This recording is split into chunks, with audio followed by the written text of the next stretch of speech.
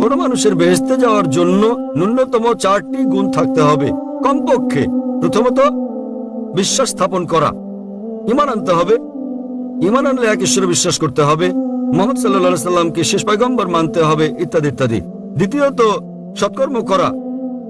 বিশ্বাস করা ছাড়াও, ঈমান আনা ছাড়াও সৎকর্ম করা। আমলে সালেহাত।